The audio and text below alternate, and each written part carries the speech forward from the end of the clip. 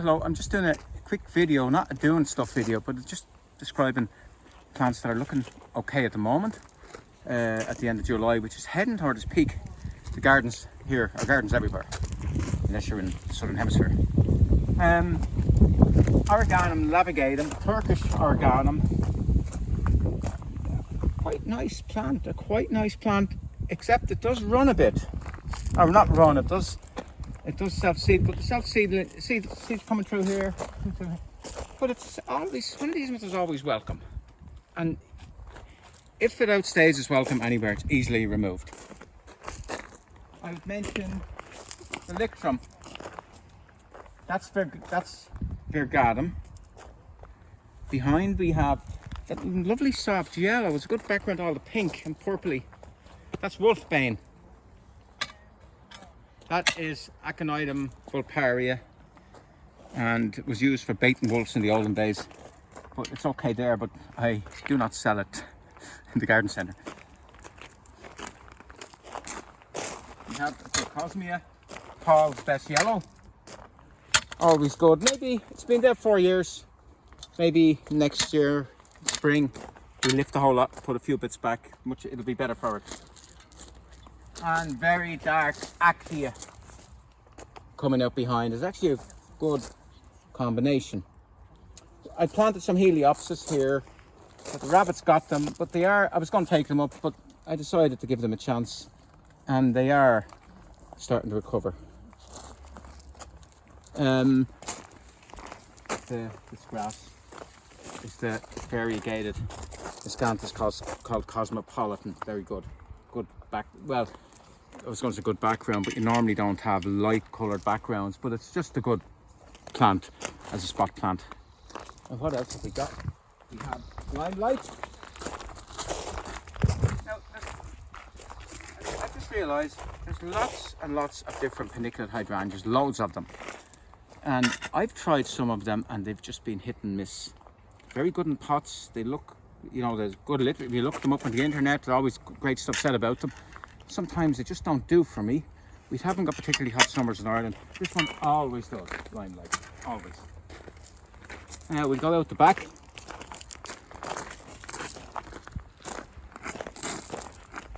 And we're going to do a video here. We're going to plant something in gravel. And we're going to have a bit of fun planting gravel. I don't know what was that. We're going to probably plant what was there before.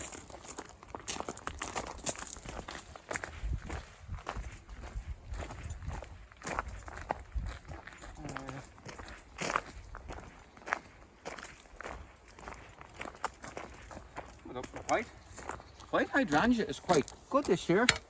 Now the funny thing about white hydrangeas, obviously it's blue and pink hydrangeas, and blue ones are blue on acidic soil, and they're on limey soil they go pink. White one stays white, but on acidic soil there's a tiny little bit of blue in the middle, and that one a tiny bit of pink. So it's limey soil. And this one here, we use the sulphur to try and get it though. This is one of the black stemmed ones.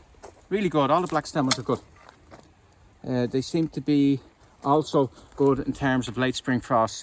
They seem to be able to get over them really easy. So always recommend the black stem bamboos. And it's only black in the first year. If you go back to the second year, it's no black. Just normal boring stem. Coming through it, we have, I said I wouldn't do anything, but the funny thing when you're gardening, you always end up doing stuff.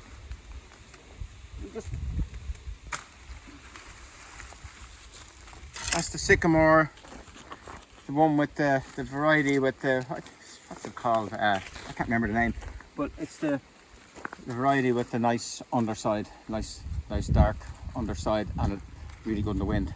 But can't be there, don't want a sycamore there. So there's a lazy man's way was just to remove it down with the secateurs, but I should come back at some stage and dig it out. Or else I'll do what I did last year, I'll cut back again. And that's how these plants work. That's how plants like that work. In nature, they'll be browsed every year. It might be browsed every year for 50 years or 100 years. And eventually the deer or whatever miss out on one particular one, and up he gets. And once he's up forever.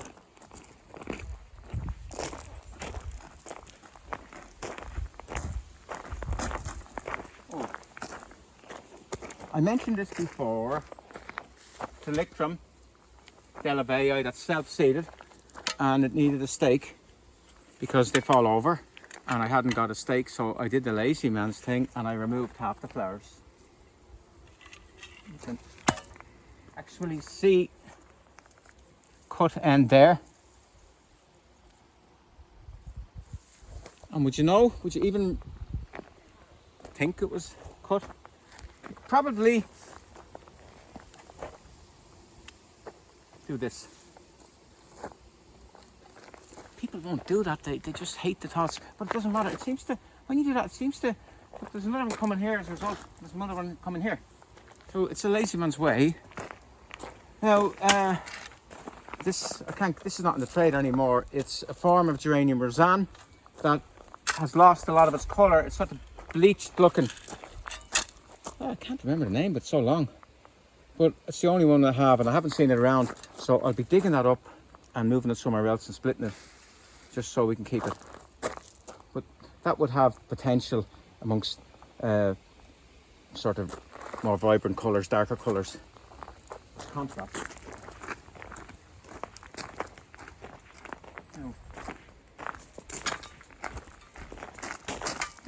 Now, this Campanula hasn't really worked. I was going to remove it. I think it's one called Serasto. I was very disappointed in it, and I asked a few random members of the public what they thought of it, and they didn't think much of it, and that's all you need to know. So it has to go. And the Veronicastrum is not right. It's floppy. It's just not right there. But Persicaria has done very well.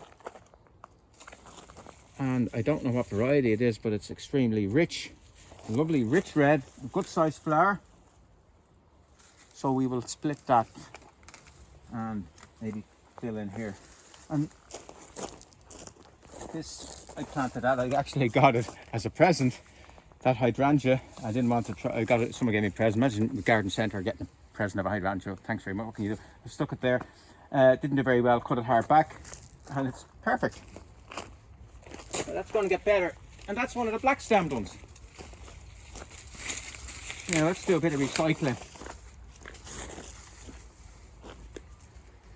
Our yew hedge has performed really well, and it needs a good cutback, but that will be done in the winter time, because you can't really cut it now because you'll damage everything else. And we need to do a bit of this is here we are. That's the weed. And I remember years ago we had this lecturer when I was in horticulture college, and he would say certain times, close your eyes and feel the stems.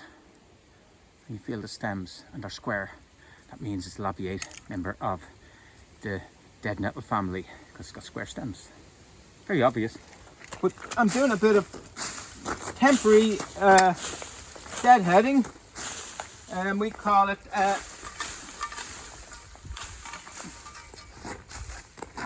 hillbilly.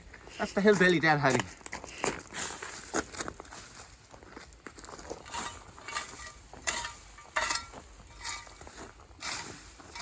This rose is actually one called White Diamond. You can see all the stuff that's come out. And you see the way nature never sleeps. If you look under there, look.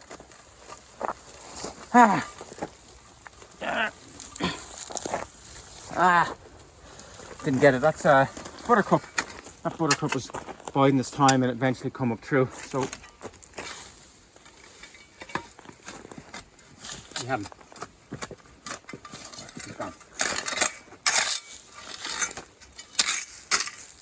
A blower would be very handy here to blow all the stuff away, but there's two minds about blowers. You know, when you're using a blower now, you sort of think, oh, I shouldn't really be using a blower, you know. Oh, and all the people are saying, you know. I don't feel guilty. I don't. No, I'm a blower. I'm gonna use it.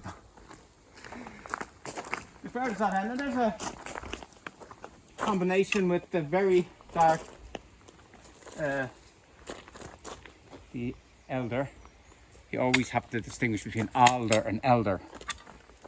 The elder, native elder, the dark leaf form, and against the Cornus alternifolia. It's quite, I like it.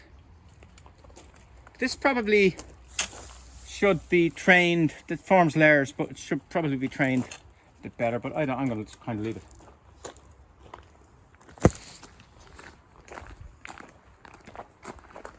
Can never go wrong with the Geranium Rosanne type geraniums. They're based on Geranium wallichianum. Can never go wrong with them.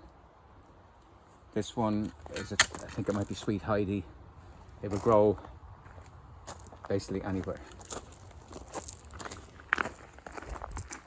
Oh, looky. This is hydrangea, a form of Hydrangea aspera, the big felty leaved hydrangeas, and they are really, all you can say about them is they're very classy plants, really classy plant. If you're what they like, woodlandy sort of situations or sort of shady situations, you can see a big leaf like that and get blown to bits in the wind, but really beautiful. Even before the flower comes out, really, really beautiful. We have Japanese anemones are a nuisance because they're bullies. They bully everything. But they can't bully here because we have gravel here and we have yew hedge and wild area out behind. So they can only bully a little bit here and a little bit there, but they can't. You have to be very careful, Japanese anemones, where you plant them. Don't plant them in with lots of weaker herbaceous because they will take over. Now we do a bit of weeding.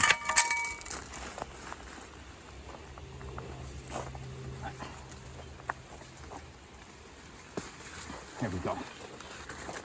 You certainly can grasp the nettle. I always did that with the young crowd. Actually, when I'm in the dentist and when they're starting to drill me and stuff, I always let my hand and pretend I'm grabbing the nettle, and then I don't feel that bad about getting the injection. So when you're in the dentist, you're getting an injection, just close your eyes and do that with your hand and pretend you're squeezing a nettle. I haven't been down here in about 2 weeks, and look, nature never sleeps.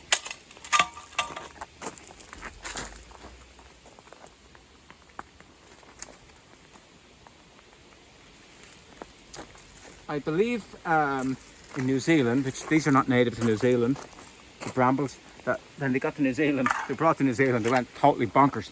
And they said there was one bramble that was a mile, one plant that was a mile square. It just kept growing and growing, and there was no natural predators or whatever. And so it just couldn't believe its luck in New Zealand. And here we are, a bit more Hillbillian.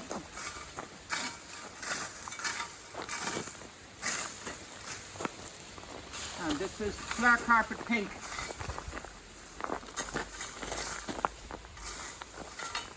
What you can also do, if you have a hose that's good pressure, you can hose them out as well. That works really well. We have, of course, the Pulmonaria, which is everywhere. I love it. Longifolia. The Actaea's not doing very well. These Japanese anemones, you can see, I tried to get rid of them about 4 times. They're really, really difficult to get rid of. Be very careful. But it's quite nice at the same time. But look at this here. That's a golden form of the Aconitum grass. Really, really good deciduous grass from Japan. And they are I think one of the best grasses you can get. And I keep saying that. And behind we have the soft shield fern. And well named. We need to do a bit of work here in winter. This was the first tree I planted when I came here first. A poplar. And it wasn't a tree that was planted, it was just a piece put in the ground for no reason. I used to have tunnels here, I used to grow plants here. I used to have plastic tunnels all here.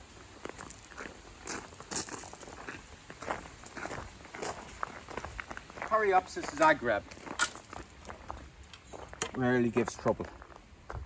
Very, it doesn't look it, but it's a very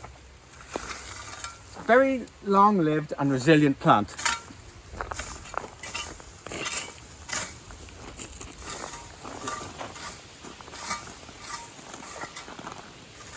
Now the proper way is this. This is the proper way. First of all, get rid of these.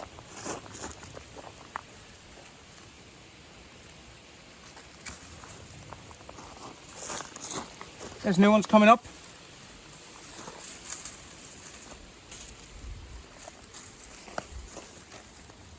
That's the proper way, but you'll be here till Christmas. That was great in the olden days when you had a head gardener and about 6 under gardeners, but that day is gone. There is another way you can do it, and it does actually work.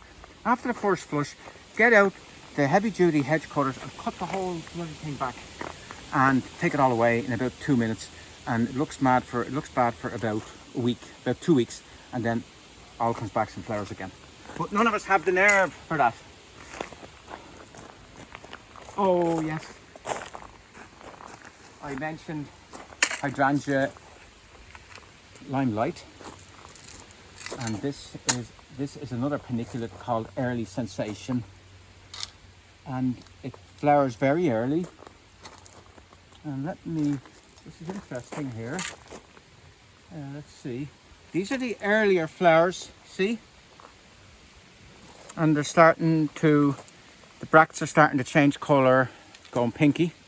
But it shouldn't be called Early Sensation. It should be called Early, Mid and Late Sensation, because it's still putting out flowers. In here where it's not particularly sunny, and it's still doing it, so that's a good plant for the Irish conditions. Hydrangea paniculata, Early Sensation. It mightn't have the real oomph of one like Pinky Winky, but it's definitely more reliable than Pinky Winky. And here's another one of these ones I love. I always love them. The Acer, that's Anthony Bullivant, that one. I always loved them. They're out on their own. Now, that's nearly finished. We're nearly finished.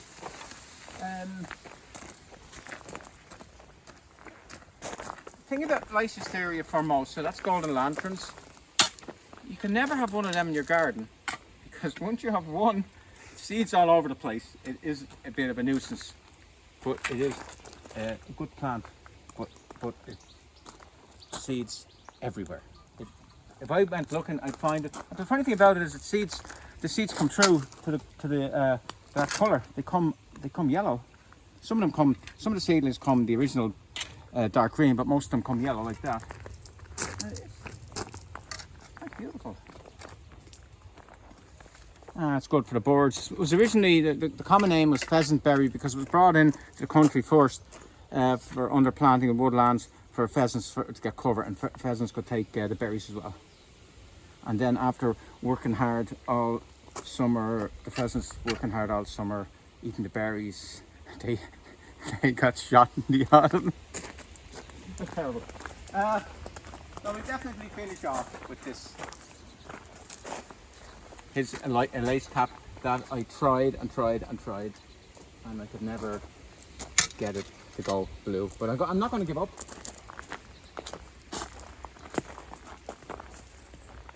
And what are we going to do here? That's got too big. If you cut a hydrangea hardback, these type of hydrangeas very hardback, you lose a year's flowering. So what I might do, actually, what the thing to do is to cut this one hardback next year, and this one hardback following year, so you only lose one. Okay, that's it. Oh.